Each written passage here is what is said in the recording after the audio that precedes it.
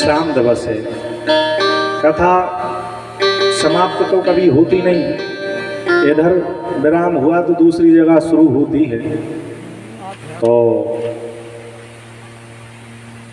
आज भगवान का दिव्य पावन चरित्र हम सब बड़भागी हैं जो इस पुण्य पवित्र महीने में भगवान का दिव्य मंगलमय चरित्र श्रवण करने के लिए समवेत रूप से एकत्रित हुए हैं। अच्छा नहीं बना भैया, बना। श्री राधे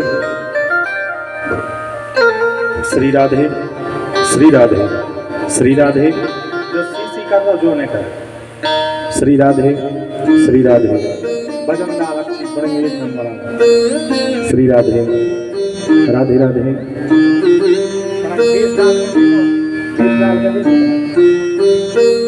श्री राधे श्री राधे। हाँ ये तो बना थे सब जाना तो हम जान मुझकी तरफ। आइए कथा रसपान करने से पूर्व भगवान का गुणानुवाद गाते हैं, फिर कथा में प्रवेश करेंगे। अरे मेरे बाके बिहारी सवरिया, मेरे कुंज बिहारी सवरिया, तेरा जलवा कहाँ पर नहीं है, जलवा कहाँ पर नहीं है। मेरे बाके बिहारी सवरिया, मेरे कुंज बिहारी सवरिया, तेरा जलवा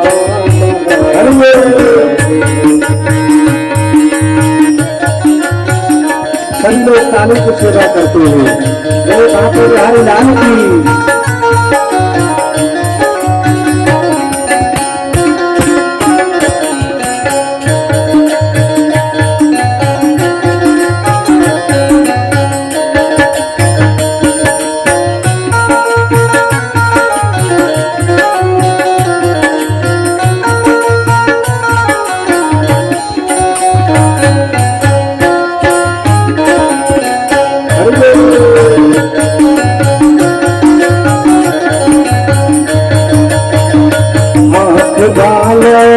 तुमको है देखा, बालों ने तुमको है देखा, आँख बालों ने तुमको है देखा, आँख बालों ने तुमको है देखा, कान बालों ने तुमको सुना है, कान बालों ने तुमको सुना है। तेरा दर्शन उसी को हुआ है, तेरा दर्शन उसी को हुआ है, जिसकी आँखों में पर्दा नहीं है।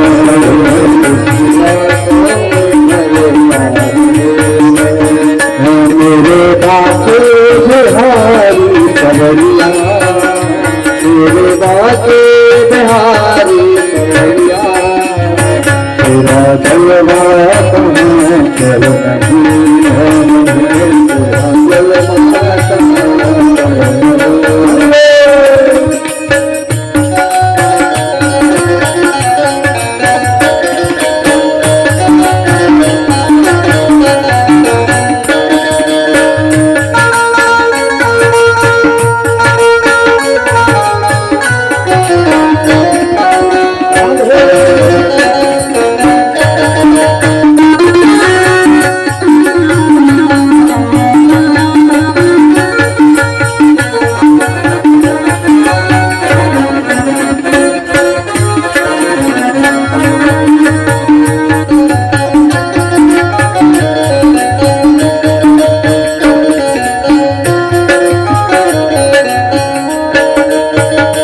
लोग पीते हैं, पी के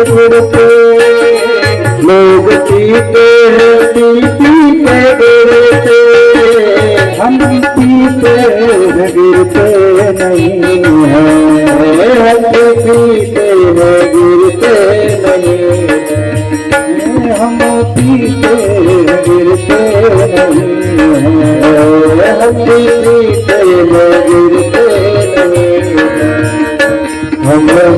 पीते हैं सत्संग का प्याला, हम तो पीते हैं सत्संग का प्याला। कोई अंगूरी मदरा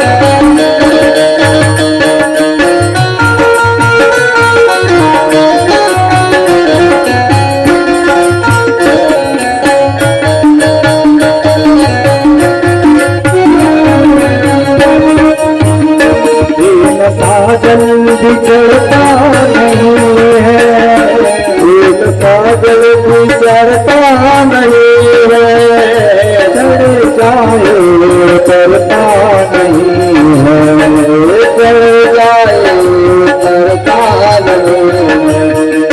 लोग जीते हैं दुनिया के दर से, लोग जीते हैं दुनिया के दर से, हमें दुनिया से करना नहीं है।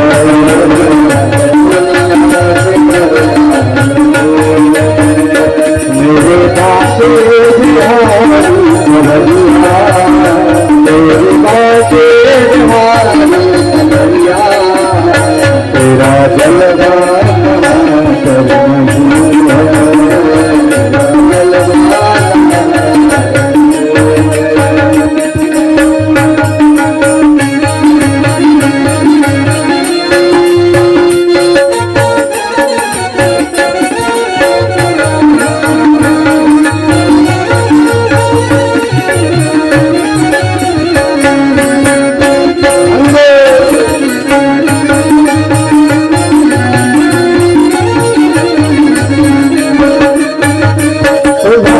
मैंने तुमको पुकारा, तुझे मैंने तुमको पुकारा, तेरे नाम कले के सहारा, तेरे लाल काले के सहारा, तेरे भक्तों ने जब भी पुकारा, तेरे भक्तों ने जब भी पुकारा, तेरे आने में देरी नहीं है, तेरे आने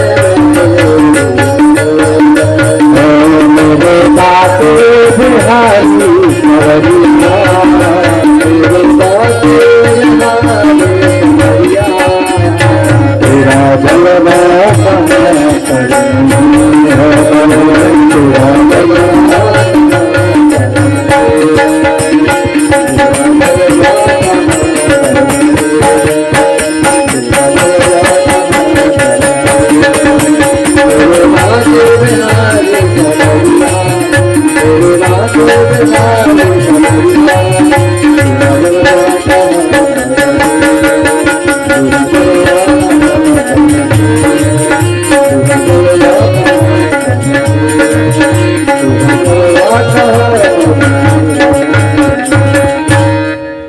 भक्त वत्सल भगवान की जय। जय जय श्री राधेश।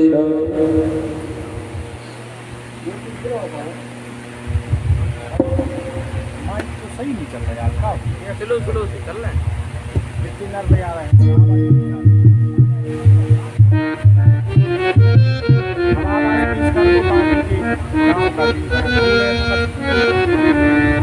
श्री राधे।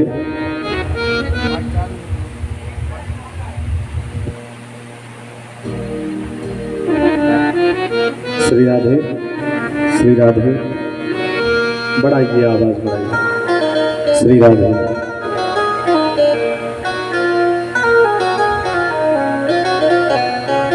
कल हम सब लोगों ने श्रवण किया कि भगवान ने माँ रुक्मणी के साथ में विवाह किया है। देखो, लक्ष्मी तो नारायण के पास ही रहेंगे, कोई यदि उन्हें पाना चाहे जबरदस्ती तो फिर कैसे बात बन सकती है। लक्ष्मी को यदि पुत्री मान करके रखो तो काम चल जाएगा, पत्नी बनाने की कोशिश करोगे तो फिर नारायण आके मार मार के ले जाएंगे। भगवान नंदनंदन यशोदानंदन द्वारकाधीश के साथ में माँ भगवती रुक्मणी का विवाह हुआ है।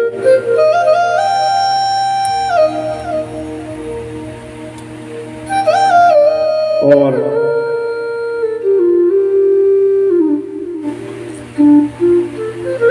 शिशुपाल बेचारा देखता रह गया। आया था बेचारा की शादी होगी, लेकिन बड़ा कष्ट हुआ। मन में सोचा कि अब घर जाकर के क्या मुंह दिखाएंगे अपनी माँ को। तो उसने एक भोजकट नामक नगर बसा करके भगवान से दोष करके रहने लगा।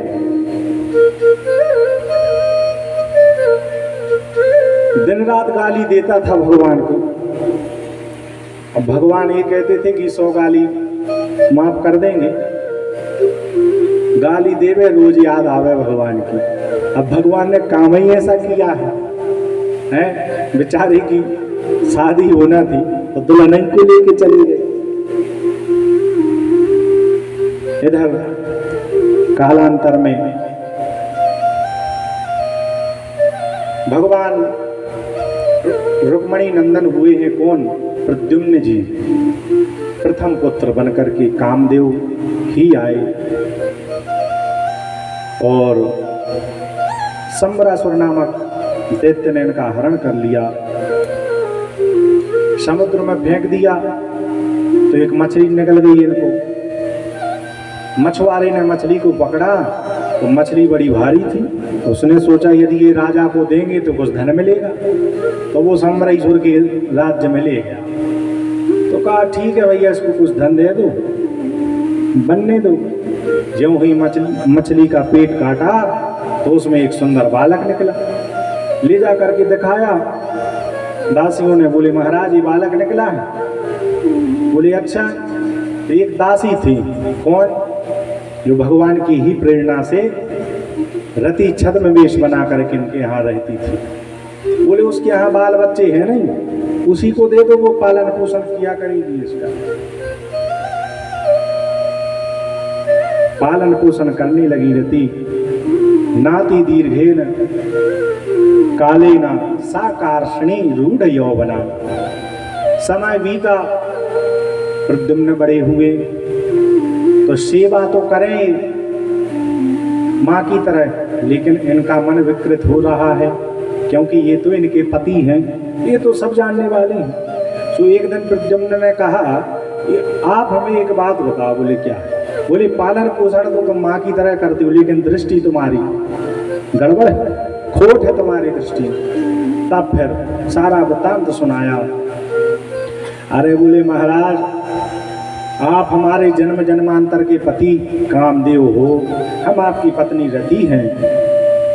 ये संबरासुर आप जिसके यहाँ पल रहे हो, बड़े हो रहे हो, ये आपका हरण करके लाया था, समुद्र में फेंक दिया। जब सारा वृत्तांत जाने, युद्ध किया है, संबरासुर को परास्त किया और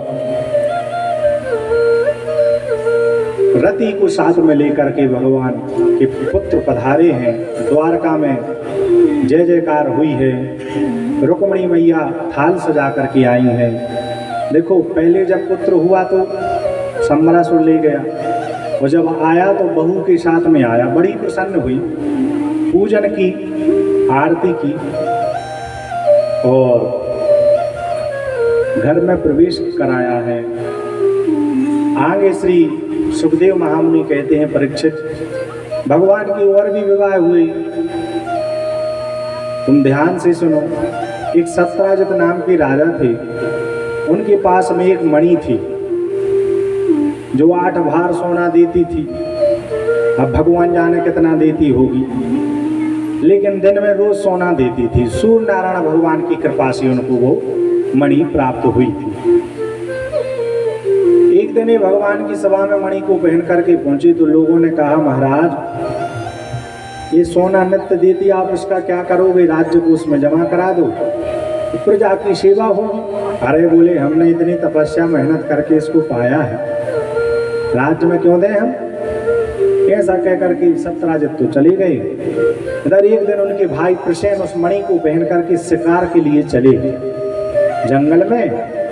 तो इनकी मुलाकात हो गई किससे? सिंह से। अब सिंह को ये हरा ना पाए, सिंह ने इनको मारा। मणि को लेकर के वो भाग रहा था तो दूर से देख लिया जामवंत ने। तो जामवंत जी ने एक लपड़ दिया सिंह में, सिंह धराशायी होकर के गिर पड़े। मणि ले जाकर के अपनी पुत्री जामवती को दे दिया। जामवती उससे खेलती हैं। इधर भगवान पर कलंक लग गया कि देखो, सत्राजित कहता है अपनी पत्नी से, मैंने उसको मणि नहीं दी है, तो मेरा भाई भी नहीं आया इतने दिन से, मुझे लगता है उसने मेरे भाई को मार करके मणि चुरा ली कन्हैया ने। बोले, वो चोरी तो पहले से ही करता है। अब वो मणि धन की भी चोरी करने लगा। इधर सारे शहर में हल्ला मच गया। भगवान ने सोचा, भैया हमने मणि तो चुराई ही नहीं और कलंक लग गया। लोगों ने पूछा, भगवान को कलंक क्यों लगा? बोले, उनने भादों के चौथ का चंद्रमा देखा। कैसा देखा? बोले, गाय के खुर बने हो, उसमें भरा हो जल है, और चौथ की रात्रि हो भादों की, उसमें चंद्रमा के यदि दर्शन हो जाए, गाय के खुर में भरा हो जल, उसमें यदि चंद्रमा देख ले तो मिथ्या कलंक लगता है। तो यही हुआ, भगवान को कलंक लग गया। तो बोले, अब इससे छुटकारा कैसे पाएं? तो भगवान ने कहा, भैया लग तो गया है कलंक, तो पता तो लगाए मणि किसके पास में है। भगवान गए जंगल में खोजने के लिए, देखा सिंह के पैर हैं, प्रसेन मरे पड़े हैं, सिंह भी मरा पड़ा है, आगे जामवंत जी के पग चिन्ह पड़े बने हैं। तो उसी पद चिन्हों के सहारे गुफा तक पहुंचे हैं। अंदर जब प्रवेश किया तो उनकी पुत्री उस मणि से खेल रही थी, तो हृदय में शांति हुई। बोले, मणि इधर है। जैसे ही जामवती ने देखा भगवान को तो चिल्लाई, बोले, पिताजी न जाने कौन आ गया है। इधर जामवंत जी आवेश में निकले, आओ देखा ना ताओ। जामवंत जी लड़ने के लिए तैयार हो गए, भगवान से खूब लड़े। 27 दिन तक युद्ध किया। कितने दिन तक किया दादा? 27 दिन युद्ध किया। अब एक बात बताओ, भगवान इतना क्यों लड़ रहे हैं इनसे? तो राम अवतार की कथा सब लोग जानते हैं। अंतिम युद्ध में रावण मारे गए। भगवान ने सबके ऊपर कृपा की है। राम अवतार में ऐसा कोई नहीं रहा जिसके ऊपर भगवान ने कृपा ना की हो। अरे दरस लागी प्रभु राखे प्राण,